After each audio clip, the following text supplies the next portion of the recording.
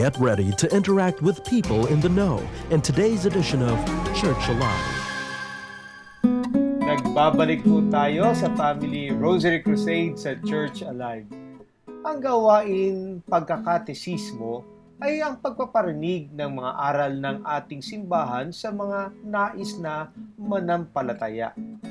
Mahabang proseso ang dinaanan mula sa Council of Trent hanggang sa makabagong hamon, no, ng bagong pagbuo ng katesismo ng ating simbahan sa kasalukuyang panahon. Yung paggamit ng Catechism of the Catholic Church. Ang Catechism for Filipino Catholics o CFC ay isinakontekstong katesismo na sinang-ayunan ng Catholic Bishops' Conference of the Philippines at ng ating Santo Papa. Ang mga sulating binuo ng Episcopal Commission on Catechesis and Catholic Education, ang Doktrina Kristiyana, ang unang-unang nalimbag na libro sa Pilipinas noong ika-16th century at isinalin to sa Tagalog mula sa orihinal na Latin at Kastila. Pero, paano nga ba itinuturo, lalo na sa mga bata, sa kasalukuyang panahon ang katesismo? Tatanungin natin ang mga masugid at masisipag na mga katekista mula sa Diocese ng Cubao, sina Ate Evelyn Ruga at Ate April Baybayon. Ate Evelyn, good morning. Ate April, good morning. Kamusta kayong mga katekista? Beauty naman po. Masaya po. Ganyan ang mga sagot ng mga katekista talaga. Una, mabibeauty. Sigurado. Mababeauty ba sa pananampalataya? Mababeauty kami. Ayun. At nag-enjoy naman po sa aming gawain. Alam niyo, natutuwa ako, no? Kasi pagka may mga kausap kang katekista, nako, kumbaga very outgoing, no? Wala yatang katekista na Mahihain ba? mahihain. No? Grabe. Para sinabi lahat makapalamuha. Hindi naman po. Hindi naman po. Malakas lang yung loob. Malakas ang loob. Dapat. No? Kasi syempre, araw-araw humaharap sa mga bata. No? Mas madalas sa bata, no? Kabataan, tsaka yung mga adults din po. Oo. Ay, nako, pagkakaharap mo naman yung mga adults, kailangan din makapal din ang mukha mo doon, ano? Sige, simulan na natin ng mga katanungan, ano? Kailangan ba ang katekista? Kailangan ba ang katekista?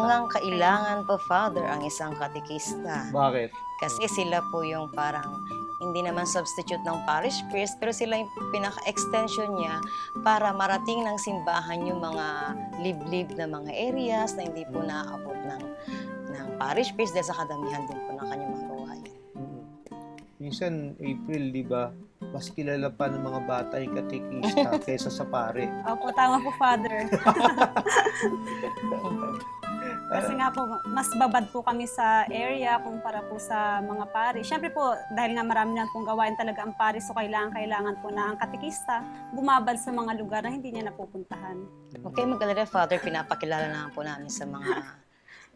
Kasi unang bungad po namin, sino po parish priest natin? Ayun. O pinapadala po kami para dalawin kayo, para malaman po ni Father kung ano po kalagayan natin dito. Oo. Kaya hindi naman po sa amin sa ngalan ng parish, pero sa ngalan naman po ng simbahan. Ayun, no. Hindi naman sarili lang ang Yes, pinapakilala. Father. At yun yung mahalaga. Opo. Oo.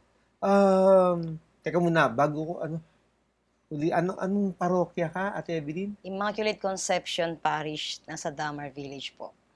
At ang kura paroko mo? Ang parish priest ko ay sabihin mo si na. Reverend Father Ray Victor Pascual, LRMS. Yan, Father Ray, kaibigan ko. Oh, kilala niya At, kayo, Father. Oo. Kaya, good morning. Sana nanonood na siya sa akin. Sige, sabihan ko po manood siya, Father. At Ako naman po ay na-assign po ngayon sa Holy Family sa May Rojas District po. Ang kura ko po ngayon si Father Ron Roberto po. Roberto. Batang pari ba yan? Opo, ano po siya, minister po ng liturgical affairs po. Yan. Okay. So, kailangan ang mga katekista dahil kayo yung talagang, kumbaga parang kayong frontlines, parang kayong mga Marines, ha? Yes, Father. Kaya kapag hinuli yung mga pare, mauuna muna kami. Kami daw shield. Kayo ang aming tagapagtanggol. Opo, Oo. parang ganun. Kaya ini-spoil din kayo ng mga pare. Dapat lang, Father. Joke. Ano ba yung mga duties ng mga katikista? No? As full-time catechist po, ang duty po namin ay school-based po kami. Talagang pinapadala po kami ng catechetical ministry. Unang-una po ay para magturo sa mga public schools, elementary and high school. Yun po. Ngayon, anong assignment mo? Saan? High school po ako. High school. Anong year ang tinuturuan mo? Grade 7 to 10 po. Di ba mahirap yun? Medyo mahirap sa pag-shift po ng lesson kung kailangan po maayos yung schedule para hindi yung ngayon ay grade 7 ka, next class mo ay grade 8 or grade 10. Para yung Kalito yan. Opo, kaya kailangan. May 5 minutes muna akong, ano nga bang year ako ngayon? Inihahanda talaga. No? Opo, yes. Hindi ba makulit yung mga bata na grade 7? Medyo, Father, pero kailangan patience. So, Tama. ito nga. Oh. Bakit? Ano ba ang April? Ako noon po, nagtuturo po ako ngayon sa elementary high school po ako. Okay. So, grade 2, grade 6, grade 7, 8, and 10 din po. So, makukulit po talaga. Alam niya, Ate Evelyn din po, kasi siya po yung observer ko din po. So, nakikita niya din po yung mga estudyante ko. At makukulit po sila, pero makikita mo din po yung eagerness din po nila na matuto tungkol sa ating pananampalataya. So, Hindi ganun kadali no, na pumasok sa lalo sa public schools na minsan binibigyan ko lang ng certain number Yes, of Father. hindi nga hours no? Minsan minutes lang ang lang po. binibigay sa Yes inyo po. no? O hindi po lahat, depende po kasi yun siguro sa kaluwagan din po nung schedule nila. At saka yung kamaradere din po namin sa school personnel, sa principal. So meron naman pong mga principal na very welcome naman po sila sa pagpasok ng catechism. Yung iba naman po, although gusto rin po nila, kaya lang hindi na po talaga kakayaning ipasok sa mga schedule. So yun po yung mga problema minsan. Ano ginagawa niyo? Halimbawa ganyan, meron mga sabihin, kulang oras o wala talagang opportunity na maipasok yung So hindi naman katekismo. po kasi lahat ng school father ay mahirap. So may mga schools talaga na okay naman. So ang ginagawa po yung tinatawag na interschool. Kapag po hindi ako makakuha ng yung dapat na oras na kailangan ko sa school na ito, pwede po akong kumuha sa ibang school ng the same level, the same grade level, ganun po. Pero Para mahirap pa rin. makomplete. Mahirap pa rin po, Father. Kasi yung pag-travel. Oo ganun nga, po. inisip ko. Grabe talagang mga sakripisyo ng mga katekista. Nag-enjoy naman po. Oo, Tsaka mga beauty pa rin naman. pag naging santo kayo, Ay, martyr amen, din amen, kayo. amen. Huwag naman, Father. Pwede maging santo lang, hindi na lang po martyr. Ikaw, April, ano yung karanasan mo na typical na bilang katekista? dati po naranasan ko pong pumasok ng 4 na school sa isang araw. Dahil, Diba? Apat na eskwela. yung dati ko po kasing parokya, may 5 schools po. Oo, So, kailangan ko din pong, yun nga po, yung 4 na schools po na yun, 3 levels po pa yung tuturuan ko nung araw na yun. So, talaga pong mahirap kasi, yun nga yung pag-shift ng, eto high school ako ngayon, tapos mamaya magtuturo sa grade 2, grade 3. So, talagang yung, paano ko ilulugar yung sarili ko sa mga batang to na iba na naman yung age nila, yung range po nila. At mahirap din po talaga, yun nga, pagtra-travel. And then po, minsan din po yung, dahil nga po hindi nabibigyan po agad yung oras, yung may tinatawag po kami campus ministry. So, kapag di po nagtuturo, yung parang, Pwedeng mag-campus opo, ministry. yung sa patuturuan na lang po yung mga bata na yan, pag-alagala lang Kasi sila may sa certain school. hours Opo. po kami na minimit. How do you prepare yourselves para sa ano? Una, Father, may lesson plan po talaga kami. Kaya Ano po, yan? Common yan? Halimbawa sa Diocese of Cubao. Common yan? po yan, Sa, ano? Father. Oo. Nasa structure po ng ano na. Meron kami talagang allotted 5 hours para po sa lesson planning. At saka paggawa ng mga visual aids. Minomonitor po talaga yun kasi nagsasubmit po kami ng lesson plan Okay. ahead of time. So yun po yung mga preparations na ginagawa or kung may mga kailangang gadget, Ito gumagamit ng laptop, PowerPoint, social siya. Sosyal, no? Kung Manila paper, okay na. Manila paper, okay. Maswerte lang po yung father kung meron pong monitor or TV po sa classroom din. Pero pag wala yun, Manila paper, At yun kung po talaga. ano-anong mga activity na ginagawa. Alam mo, minsan, alam ko yung mga katikista, gagawin yun lahat. Yes, No? Father. Makuha lang atensyon ng mga Opo, yung bata. tinatawag na creativity. Yeah. Kailangan creative po talaga ang catechist. So, bahagi ng preparation yan. Yes, Father. Mag-iisip ka po kung ano yung mga strategy na gagawin mo para makatch mo po yung kanilang attention. Oo. Iniisip-isip po rin eh. Halimbawa, may mga formation kayo eh. Di ba? Opo. So, doon ba tinuturuan din kayo? Yes, Father. Nag-invite ng mga speakers Oo. kung paano kami turuan paggawa ng visual aids, paano yung methodology, kasi kailangan po talaga ng methodology.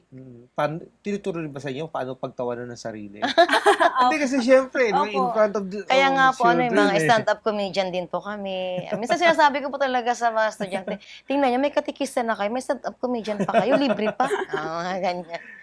Kaya kailangan po ng ganun para medyo maging alive yung ano. Hindi po pwede sa katikista ang yung parang lulugo-lugo. Opo. Opo. Kasi, Ano po yan? Number 1. kasi po, father, pag nasarap ka ng estudyante, kahit di ka marunong sumayaw, sasayaw ka. Yung kahit hindi ka marunong kumanta, Kumanta. kakanta ka talaga. Yung kahit, yung mga hindi mo po, yung alam mo sa sarili mo na hindi mo kaya yun, pero pag nasarap ka na ng mga estudyante mo, mapipilitan ka talagang gawin. But you feel happy doing all of these things. Yes, Father. Natutuwa kami sa sarili namin. Sabi yung pagkatawanan namin sa sarili namin. Yeah. Masaya po kasi alam namin na we are rendering service to the Lord. Hindi naman kami nandoon para for the sake of job, but for the sake of our vocation. Alam mo, sa totoo yan, ha? Kasi kung nandun lang kayo magiging katikista para lang sa trabaho, wala naman kayo halos tinatanggap yan, di ba? Meron naman po, Meron, Father. meron, Kasi no? Diyos Pero- naman ang simbahan. Oo, pero si Ben, yung kung gusto Compared mo sa lang, ano, apo. kung gusto mo talagang high-paying job, you would rather go to another, sabihin, work, di ba? Opo. Pero Totoo po yun. hindi lang trabaho, sabi niyo hindi lang trabaho, pero ito yung nagbibigay saya sa inyo na nakapaglilingkod kayo sa Panginoon sa pamagitan ng mga bata. Oo. Meron pa tayong, anong tawag ito? Isang episode na magkakasama-sama pa tayo. Kasi sabi ko, kulang ang 10 minuto na makasama kayo. Kasi sobrang yaman ng karanasan ng mga katikista. Hindi po pwedeng isang episode lang kayo. No? Sa susunod din ko, magsasama-sama muli tayo. No? But, one final question para sa episode nito. How happy are you as a catechist? Happy. Happy po, Father. happy. Yung walang no doubts talaga. Ako kasi may nangyari po kasi sa talagang buhay ko na sinabi ko sa Diyos pagbalik ko sa ministry na eto na ako, dito na ako magpo-forever. Regardless of yung tinatawag na di ko sa sustento noong araw na ngayon ay salary na dahil medyo over na po. Regardless of that, Lord, magko-commit na ako. Kaya may forever kay Lord. Opo, kasi talagang agreement na po namin. Covenant ko na po sa Kanya yun for Amen. life. April. Masaya po. Siguro may mga times din po talaga na dumating din ako sa time na nag-isip ako, dito pa ba ako?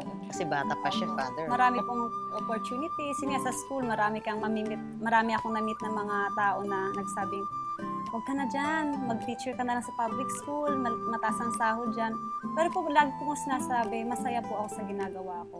At siguro, yun nga din po, babalikan ko din po yung, ang Diyos po yung tapat sa pangako niya. At ako din po nangako sa Diyos. At sabi ko, hanggat kasama ko po siya, hanggat di niya po ako pinapabayaan, magiging tapat po ako sa Amen. passion ko. Amen. Next week, ha? Huwag mo na kaya aalis, ha? Yes, Father. Magbabalik po ang Family Rosary Crusade makalipas ang ilang paalala.